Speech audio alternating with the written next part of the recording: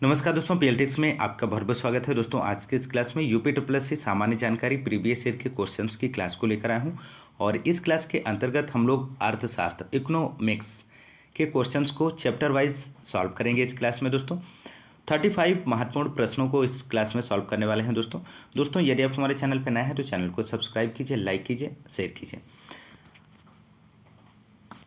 आइए शुरू करते हैं दोस्तों आज के इस क्लास के क्वेश्चन नंबर फर्स्ट से। और फर्स्ट यहाँ पे है अर्थशास्त्र के सिद्धांत, गुण एवं क्षेत्र से संबंधित। क्वेश्चन नंबर फर्स्ट देखेंगे, सेवा क्षेत्र का दूसरा नाम क्या है, आपको बताना है।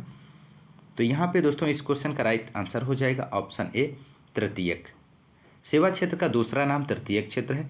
कृषि क्षेत्र को प्राथमिक तथा उद्योग क्षेत्र को द्वितीयक क्षेत्र कहते हैं। संपूर्ण अर्थव्यवस्था की आर्थिक गतिविधियों का लेखांकन करने के लिए इसे 3 क्षेत्रों में विभाजित किया गया है।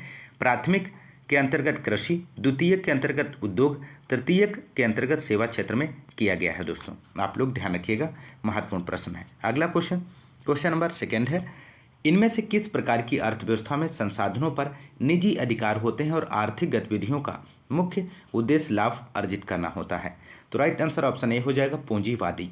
पूंजीवादी अर्थव्यवस्था में संसाधनों पर निजी क्षेत्र का अधिकार होता है और आर्थिक गतिविधियों का मुख्य उद्देश्य लाभ अर्जित करना होता है। अगला क्वेश्चन नंबर थर्ड है, निम्न में से कौन सा भारतीय अर्थव्यवस्था में सर्वाधिक श्रम अवशोषक क्षेत्र है। तो राइट आंसर ऑप्शन डी बनेगा, प्राथमिक क्षेत्र। भारतीय अर्थव्यवस्था में सर्वाधिक श्रम अवशोषक क्षेत्र प्राथमिक क्षेत्र है। अर्थव्यवस्था के प्राथमिक क्षेत्र में गतिविधियों के सीधे प्राकृतिक संसाधनों का उपयोग करके किया जाता है। कृषि, मत्स्य पालन, खनन, वानिकी, डेयरी आदि इस क्षेत्र के उदाहरण हैं। दोस्तों आप लोग ध्यान रखिएगा।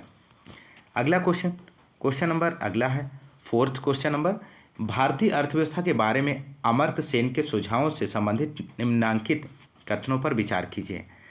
तो यहाँ पे दोस्तों इस क्वेश्चन का राइट आंसर आपको देना है। तो राइट आंसर यहाँ पे बनेगा ऑप्शन बी, दूसरा, तीसरा तथा चौथा सही है यहाँ पे। अगला क्वेश्चन नंबर 5 है, ब्रिटिश शासन के आगमन से पहले भारत की स्वतंत्र अर्थव्यवस्था थी। उस समय निम्नलिखित में से कौन सा प्रमुख व्यवसाय नहीं था। तो राइट आंसर यहाँ पे बताना है, ऑप्शन डी राइट आंसर हो जाएगा, पर्यटन। इसका सही जवाब बनेगा। नेक्स्ट क्वेश्चन नंबर 6 है, आवश्यकता विहीनता सिद्धांत के प्रतिपादक अर्थशास्त्री हैं, इनमें से कौन से हैं। तो राइट आंसर ऑप्शन बी हो जाएगा, प्रोफेसर जे.के. मेहता। आवश्यकता विहीनता का सिद्धांत प्रोफेसर जे.के. मेहता ने प्रतिपादित किया। इनके आवश्यकता विहीनता सिद्धांत के अनुसार अर्थशास्त्र वह विज्ञान है जो कि आवश्यकता विहीन अवस्था प्राप्त करने में मानव व्यवहार का एक साधन के रूप में अध्ययन करता है। तो आप लोग ध्यान रखिएगा।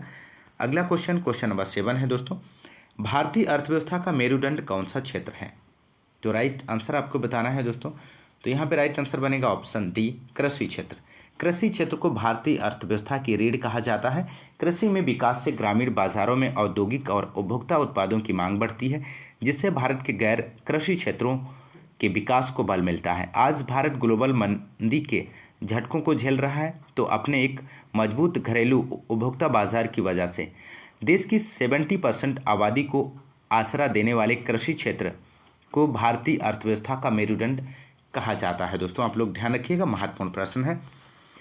अगला क्वेश्चन नंबर 8 है, निम्नलिखित में से कौन सा रोजगार प्राथमिक क्षेत्र से जुड़ा हुआ नहीं है, आपको बताना है दिए गए ऑप्शंस में से। तो राइट आंसर हो जाएगा ऑप्शन डी, पुजारी। इसका सही जवाब बनेगा, पुजारी तृतीय क्षेत्र के अंतर्गत आएगा दोस्तों। तो राइट आंसर ऑप्शन डी हो जाएगा। अगला क्वेश्चन नंबर अगला है, आर्थिक विकास एवं मापन से संबंधित क्वेश्चन नंबर 9,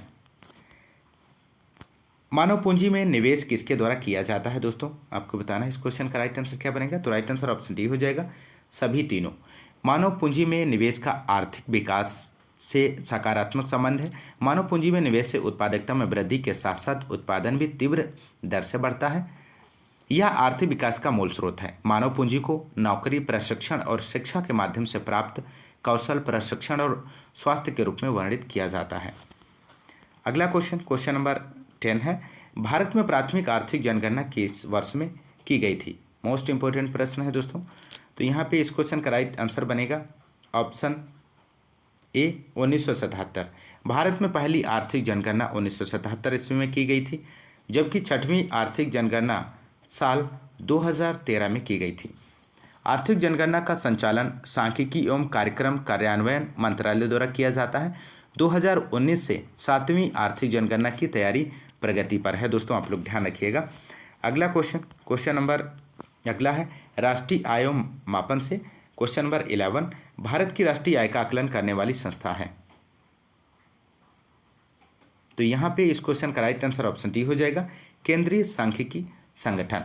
भारत में राष्ट्रीय आय का आकलन करने वाली संस्था केंद्रीय सांख्यिकी संगठन है। इसकी स्थापना 1951 में की गई थी। CSO का मुख्यालय नई दिल्ली में है। यह संगठन सांख्यिकी एवं कार्यक्रम क्रियान्वयन मंत्रालय भारत सरकार के अधीन है। The national sample survey office NSSO और सेंट्रल स्टैटिकल ऑफिस CSO को 23 मार्च 2019 मर्ज कर दिया गया है। इसे नेशनल स्टैटिकल ऑफिस कर दिया गया है। दोस्तों इस बात को भी आप लोग ध्यान रखिएगा। अगला क्वेश्चन नंबर 12 है, भारत में हरित क्रांति के जनक हैं, इनमें से कौन से हैं।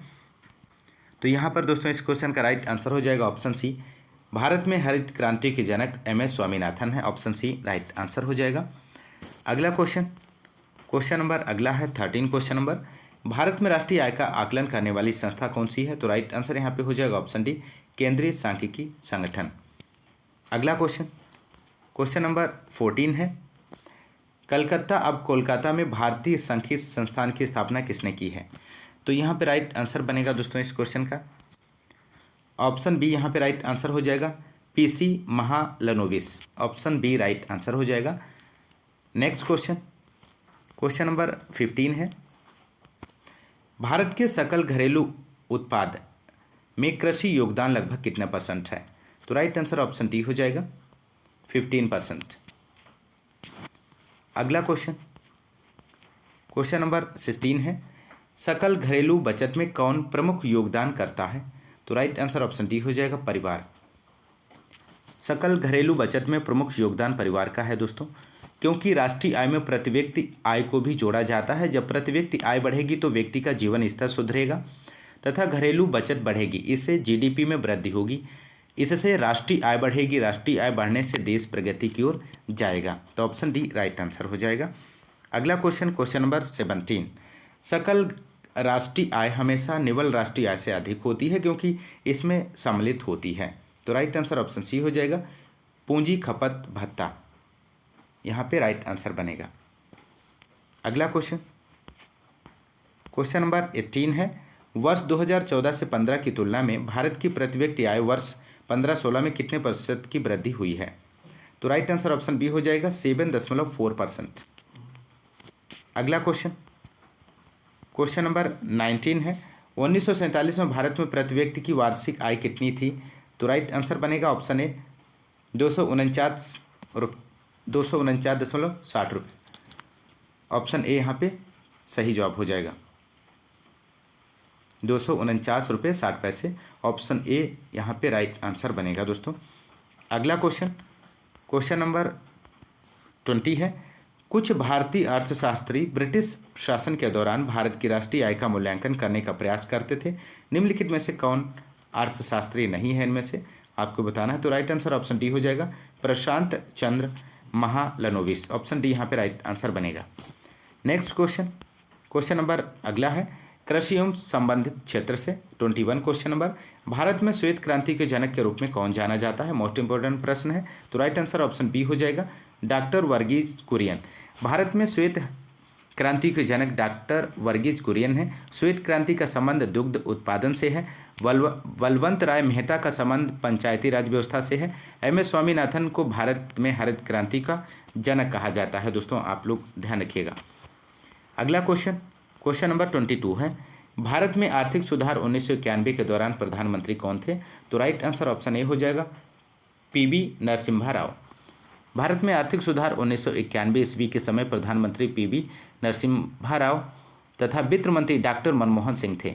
इस आर्थिक सुधार को राव मनमोहन सिंह नीति भी कहते हैं। इस नीति के तहत अर्थव्यवस्था में उदारीकरण, निजीकरण, वैश्वीकरण की नीति अपनाई गई। अगला क्वेश्चन, क्वेश्चन नंबर 23 है, निम्न मशरूम प्रकारों में से कौन सा एक भारत के कुल उत्पादन में प्रमुख योगदान करता है? तो यहाँ पे दोस्तों राइट आंसर हो जाएगा option D, white button mushroom.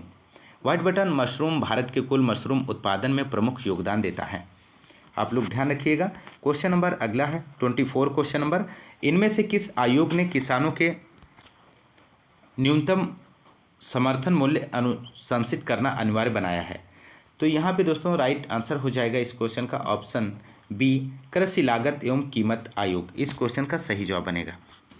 अगला क्वेश्चन, क्वेश्चन नंबर 25 है, वर्ष 2017-18 में कॉफ़ी उत्पादन में भारत स्थान पर रहा है।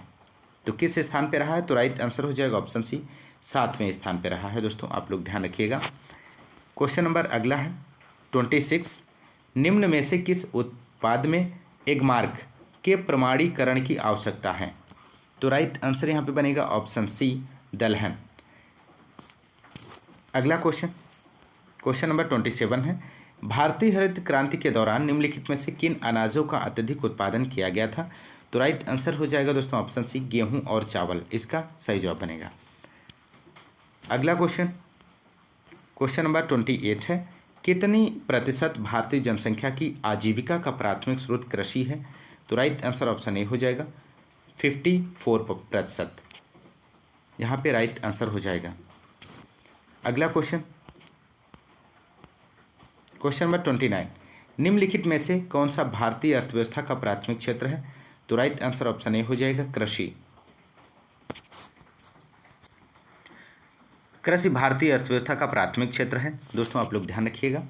अगला क्वेश्चन, क्वेश्चन नंबर 30 है, भारत ने किस देश में भारत अफ्रीका कृषि और ग्रामीण विकास संस्थान की स्थापना के लिए national bank for agriculture and rural development consultancy service के साथ अप्रैल 2019 में समझौता ज्ञापन पर हस्ताक्षर किए? तो राइट आंसर यहाँ पे ऑप्शन सी हो जाएगा दोस्तों, ऑप्शन बी होगा, माफ़ कीजिएगा, मलावी। ऑप्शन बी यहाँ पे राइट आंसर हो जाएगा। भारत ने मलावी में भारत अफ्रीका कृषि और ग्रामीण विकास संस्थान की स्थापना के लिए national bank for agriculture and rural development consultancy service के साथ समझौता ज्ञापन पर हस्ताक्षर किए हैं। दोस्तों आप लोग ध्यान रखिएगा। क्वेश्चन नंबर अगला है 31, 2018-19 के दौरान भारत द्वारा कुल कितने मिलियन टन अनाज का उत्पादन किए जाने का अनुमान है? तो राइट आंसर ऑप्शन सी हो जाएगा 283.37। इसका सही जवाब बनेगा दोस्तों। अगला क्वेश्चन, क्वेश्चन नंबर 32 है, भारत के सकल घरेलू उत्पाद 2019 में कृषि और संबद्ध क्षेत्र द्वारा कुल कितने प्रतिशत भाग का योगदान प्राप्त हुआ है? तो राइट आंसर ऑप्शन सी हो जाएगा 15.87%। क्वेश्चन नंबर अगला है 33, कृषि निर्यात नीति 2018 का लक्ष्य वर्ष 2022 तक भारत के कृषि निर्यात को यूएस के डॉलर तक बढ़ाना है। तो राइट आंसर यहाँ पे बनेगा ऑप्शन बी, 60 बिलियन से अधिक। अगला क्वेश्चन, क्वेश्चन नंबर 34 है, निम्नांकित में से किस क्रांति ने तिलहनों के उत्पादन में वृद्धि उत्पन्न की है?